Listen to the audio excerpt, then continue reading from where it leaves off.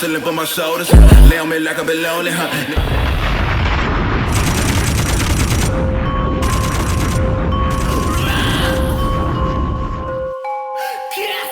the road, see them hoes, I don't know them. Me and bro, staying close, steady golden. On my chains, let them go, cause they frozen. With your hoe, wanna know, I'm the roses. I just let the show cry, lady in my city. Temples on my fitty, now the crowd fucking with me. Move beat, fuck it, I just get it hit it. I've been on that brag shit, I've been on my own temple, yeah. Watch the limp on my shoulder. Hey everybody, welcome back to another episode of The Balance. Again, I want to thank you for tuning in, as always, week after week. And so we have a good episode today, and I'm just going to lightly touch on celebrity news. So today's episode is dedicated and named after TLC's album, FanMail, which celebrates its 20th anniversary. And another thing I want to touch on briefly is the Robert Kraft allegation. So he was charged with solicitation of prostitution. And rumor has it that he's not the biggest name involved. And there's 24 people so far who have been arrested in connection with it. But as it goes on, it can reach at least 200 people. So anyway, what I want to highlight briefly is that there's a difference between human trafficking and consented, sexual work, sex work. And so I'm not sure which exactly this falls into. We have to see how the investigation plays out. But I just want to say that if someone wants to do sex work, that is absolutely fine. They're within their own rights. I believe in bodily autonomy. So if they want to do that, that's fine. Consent is always key. And so kind of thinking of sex work. So New York, in fact, their state senators, Julia Salazar and Jessica Ramos, they are drafting a bill right now to decriminalize sex work in New York City. So that's awesome news. Also going on in New York, specifically New York City. So they have now made it illegal to discriminate or harass people in the workplace, school, or other, type of things based upon their hair texture and style. So specifically, it's meant to help people with natural hair. And it's still crazy that, a bill like that is necessary, but it is. And so that kind of brings me into an article I read that I wanted to discuss. So a student, 11 years old, they sprayed this perfume that irritated the allergies of their teacher. And sure, be bothered, hate it, whatever. But no, the response of the teacher was to instead tackle the 11-year-old girl and pull out 3 of her braids. So she had 3 braids missing and a bloody lip by the time her mother saw her. And it just speaks always to how little black girls have no innocence and just how they're treated, and I just can't. Like I've said plenty of times, y'all, if someone messed with my child, I don't even know. But I don't want to belabor that point. I don't want to stew in that hatefulness. But he's on leave right now, of course, administrative leave, pending review, blah, blah, blah. But I don't want to stick to that. What I want to talk about is something great. We're going to talk about Black excellence. And so I saw an article with a list of 50 amazing books published by Black authors within the last 5 years. Of course, Michelle Obama's Becoming was on the list, but I wanted to talk about other books that you might not know of. So Sing, Unburied Sing by Jesmyn, Jesmyn Ward. Her book was listed on there, and I thought it was interesting because it has like a magical spiritual element, and it takes that and it speaks across age, class, and color. So that just sounded interesting to me when I was looking at it. So check that out. It's listed on here. It's a award-winning book, so it might be great. Another book that I wanted to mention that sounded interesting to me on the moment that I read it was I Can't Date Jesus. And it's by an author named Michael, and I don't even want to try to butcher his last name, but it's spelled Arceneaux. And so basically, it's a series of essays that penetrate to the heart of intersectionality and reveal personal and religious trials of faith. And so it makes a powerful statement of self-acceptance in a world much in need of lessons about diversity, tolerance, and openness. So I thought that would be really interesting, and I wanted to share that with y'all. And so continuing on the path of Black excellence, I wanted to mention 2 people on this episode. Of course, Regina King, Jackie Harry tweeted Crystal and Kid Fury that she better acknowledge them. So I thought I'd do my due diligence and mention her as well. She won the Oscar for If Beale Street Could Talk. And so, of course, congrats to her. She was a child actress, and just looking at her journey from like 227 days and all of that up to now is just beautiful and amazing.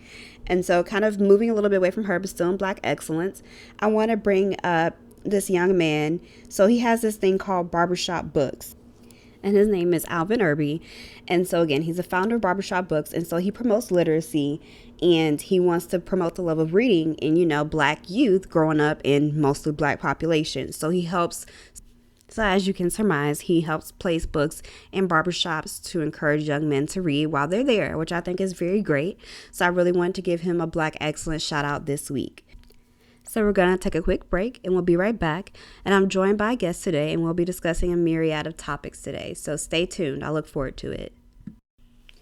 Hey guys, we're back.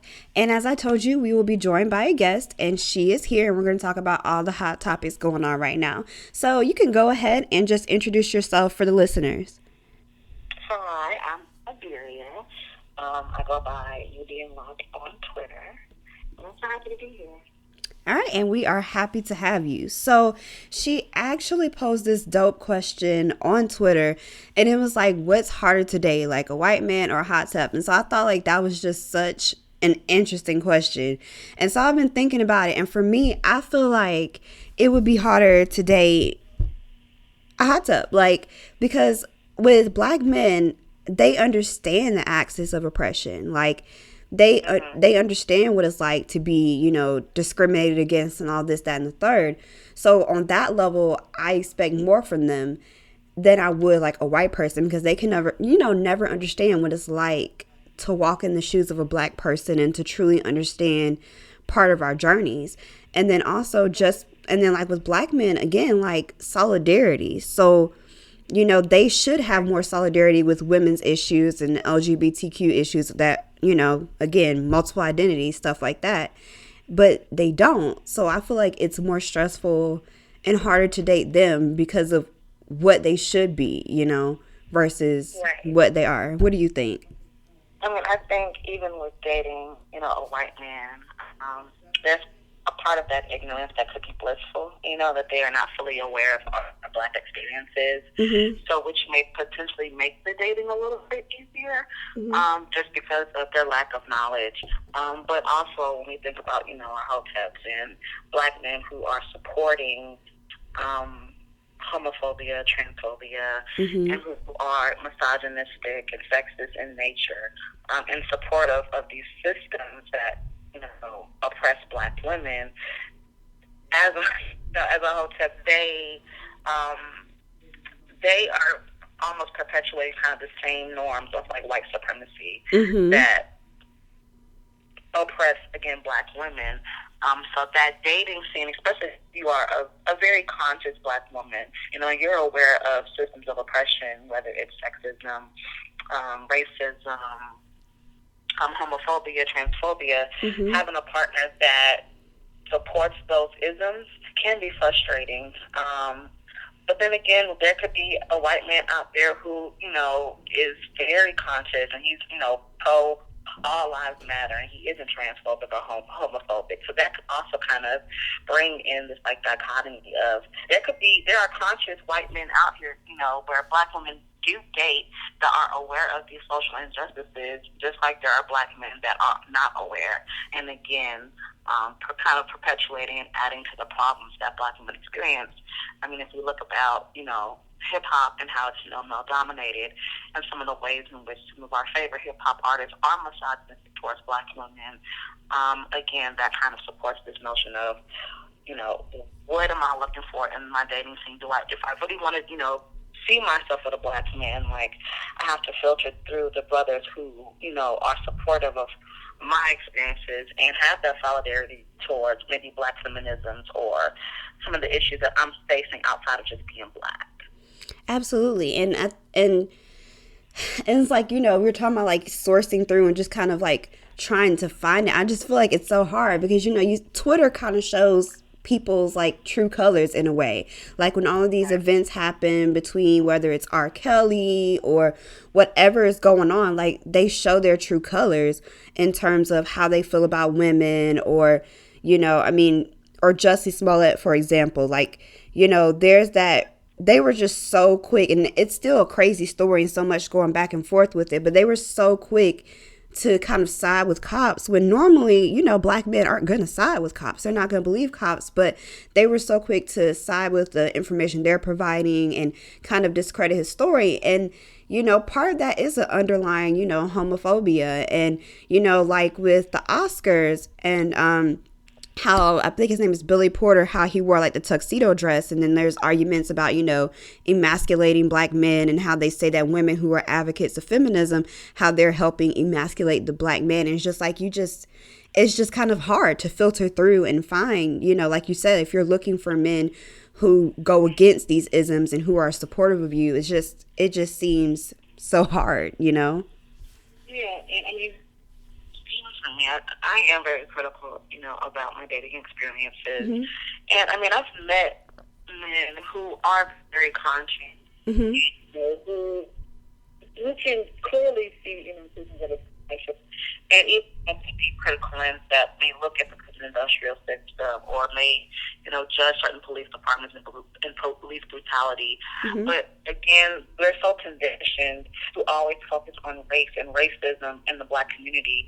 We've never been challenged to think about how racism aligns with sexism and age and class. Mm-hmm. So we never try to get a spectrum of various people in the community and their oppression. So when we are dating these men, sometimes we only get just the surface understanding of oppression, which is, racism. Mm-hmm.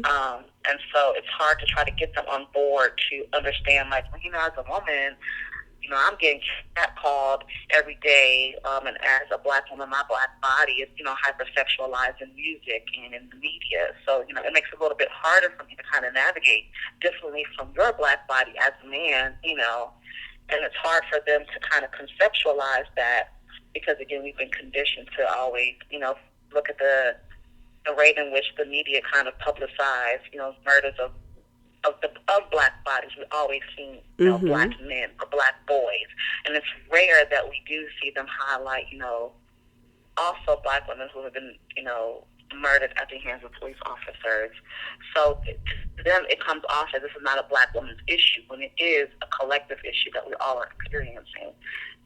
So again, it does make it a little bit harder if that is something that you seek in a relationship, to have a partner who kind of supports your social justice issues, because I feel like, again, in this kind of period that we're living in, we are very critical of what's going on socially, economically, and politically. And so I think we want that black lens that kind of, supports our social justice standpoint, for, liberation for all of us. Mm-hmm. And then just thinking about some of the things that you said, like in terms of catcalling and then like, our bodies being displayed in music videos and stuff like that, like especially catcalling, they think that it's a flattering thing, that we should be flattered, that right. Men are trying to like holler and talk to us. But they don't really truly understand the dynamics. And then like you were speaking on, how police brutality is also a women's issue. And that's what they don't get. Like, okay, yes, it might predominantly, in terms of statistics, affect black men more than black women. But if you compare black women to their peers between, white women or, Latino women or whatever, we're at disproportionately affected rates of police brutality. So again, like you're saying, it's also one of our issues. And again, and then just kind of drifting back to like, like dating a white man or whatever may not, have that surface level understanding. What do you think about it? Because again, like they might not have that surface level understanding of race that we even get with our black peers. So it's just like, Sure. Yeah. Yeah. It's hard to get support mm-hmm. that isn't from white people. That one that isn't kind of this white savior support, mm-hmm. or even this support that becomes invasive of our spaces, where mm-hmm. they want to kind of make some suggestions, critical decisions, or have a narrative, but I want them to be more of an ally and support, and an ally to explain white privilege and white problems to other white people, Mm-hmm. And so to have that in a partner, and even to consider that connection,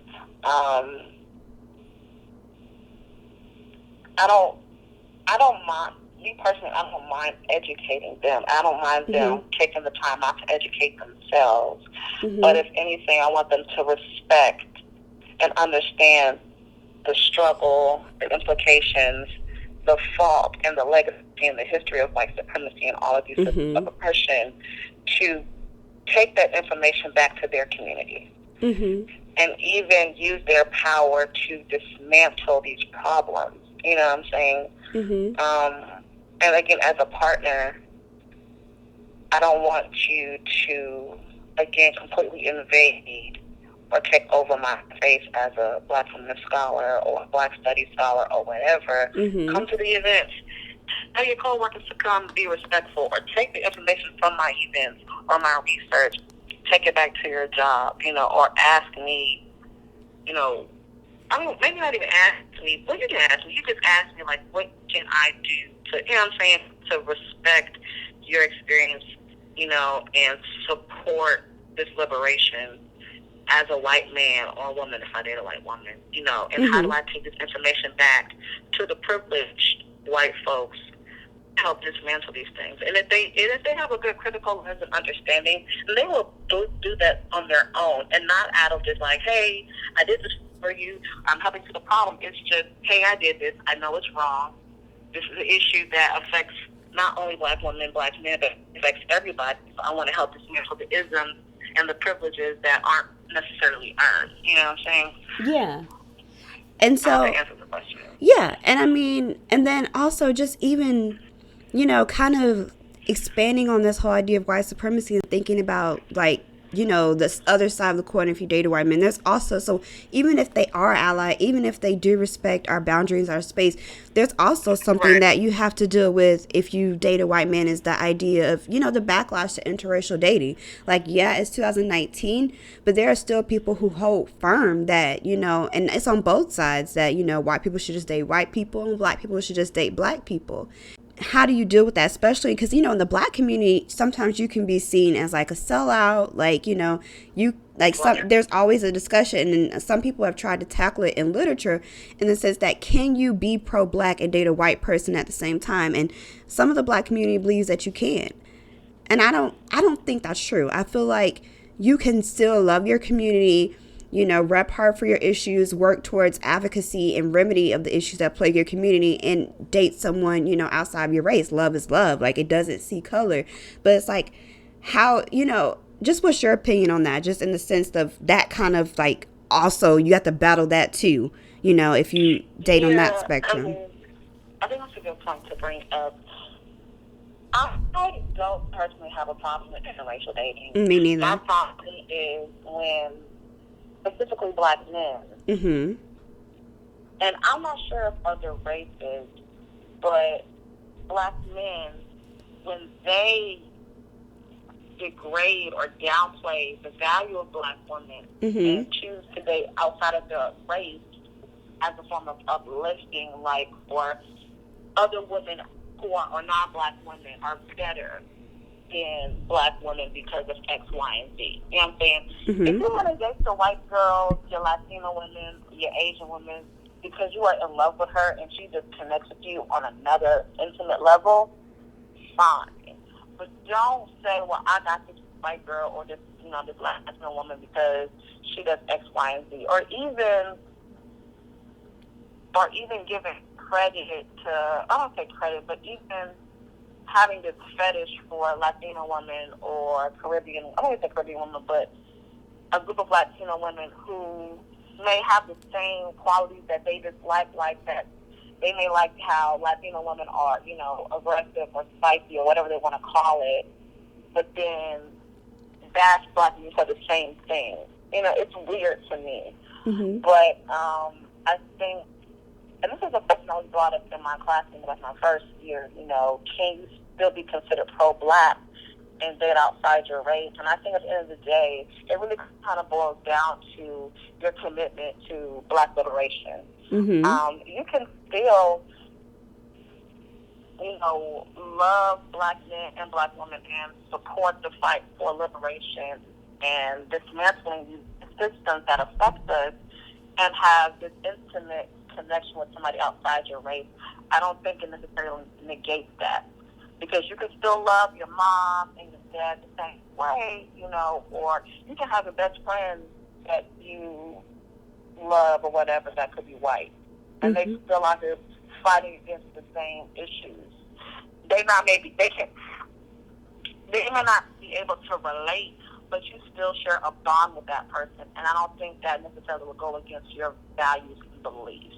Mm-hmm. That's my opinion, but other people say so differently. But I still think that you can love on, Hispanic man or Asian man or whatever, and still dismantle and still be pro-black.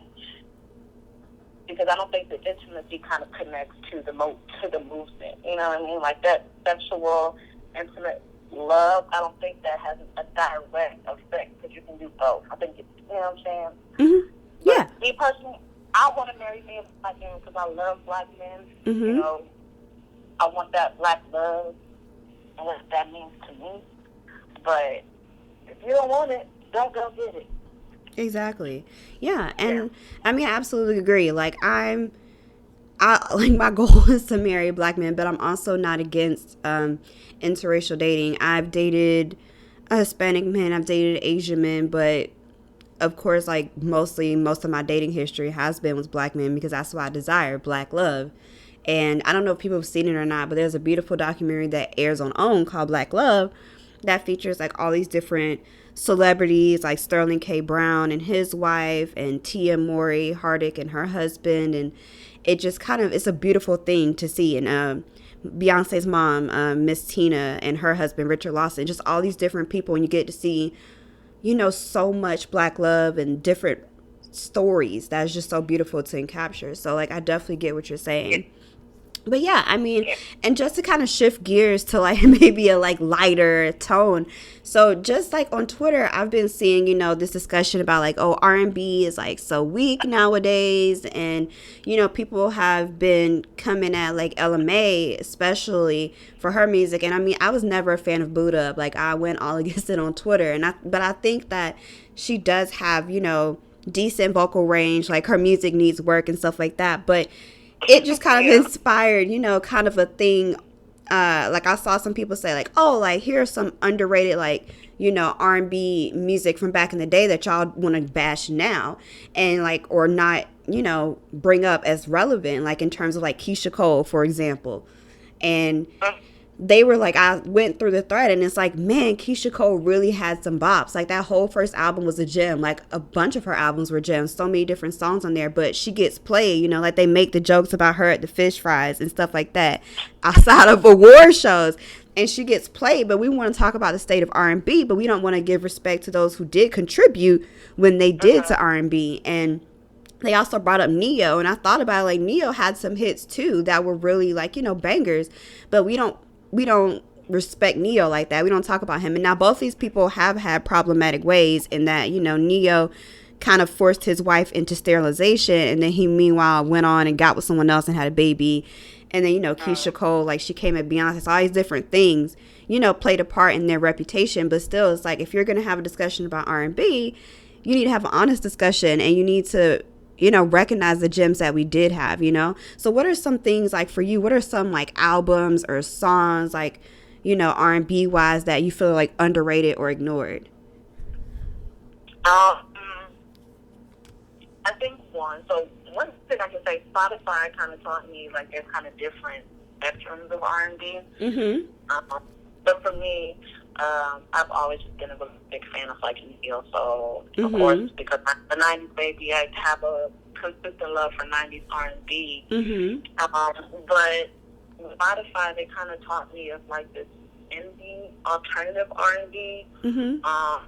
Where I feel like it's still kind of like a shift in Neo soul a little bit. But I mean, we have to think about that we were blessed with Frank Ocean. Mm-hmm.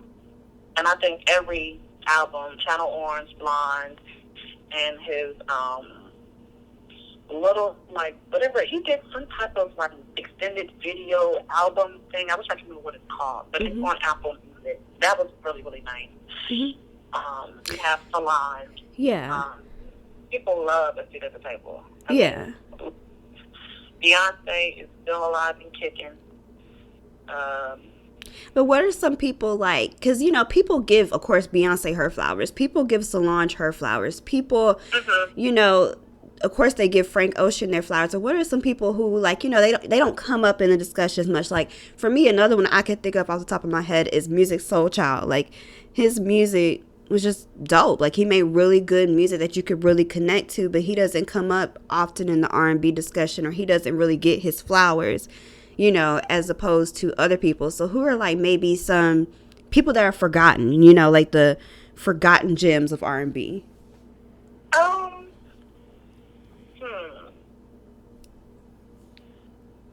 I think I would even say forgotten. I mean, because I think Music Soul Child gets his credit. I mean, I think he gets his credit. I think, you know, D'Angelo gets his credit. But I think like one artist in particular that I think that doesn't get their credit is there's an artist named Black, and he's a Detroit like R&B artist. He has like 4 or 5 albums. He's done a lot of work in like a lot of like hip hop artists, like in the back, you know, or he's done things with like Raheem Devon. He's done work with Music Soul Child. I think he's done some things with Jill Scott as well. I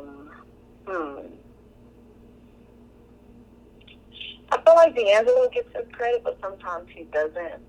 Yeah. It's like people like you were saying, like people bring up D'Angelo and they bring up Music Soul Child, but I don't think they fully get, you know, like you're saying, the recognition that they deserve. You know, they don't truly get their accolades. Yeah, I think Donald Jones is one as well. Absolutely. He had like his first like 2 or 3 albums were amazing. I wish we could show more love to, I'm trying to think of female artists. Amel LaRue, she's really good. Anne-Marie low-key like has a good, like I think her first album was really, really good. Tamia. I mean, there's so many people. I know I'm probably forgetting like a great bunch. You're good. I wish India Irie got more like love too. Absolutely. I think India Irie really, really good. There are so many. I think we just have to, you know, kind of go back to our like playlist and go back to like these catalogs of some of our faves. But I think a lot of these artists kind of sets the way for, you know, a lot of these new R&B and neo-soul artists, you know, like her and Kalela and Ella Mai. I don't know why people hate Ella Mai so much. I don't know. Yeah, it's like, yeah. Like, I don't know why they just do not like this girl. I mean, they talk about her outfits and her makeup and complain about her talking on her tracks. But, I mean, Jill Scott talked on all her tracks. You know what I'm saying? Like, I don't know if they don't like the British accent or what, but Jill Scott, I mean, she's talking, speaking poetry on her albums. I mean, who else? I'm listening to somebody recently. A lot of R&B artists back in the day used to kind of talk just a little bit or after their songs. I mean, if you think about Destiny's Child or Writing on the Wall. Exactly. Going on after every song. You know, a little something. Little conversation, little dialogue. But I don't know why Ella Mai just, we hate it. Shut up. It's like, get off the girl.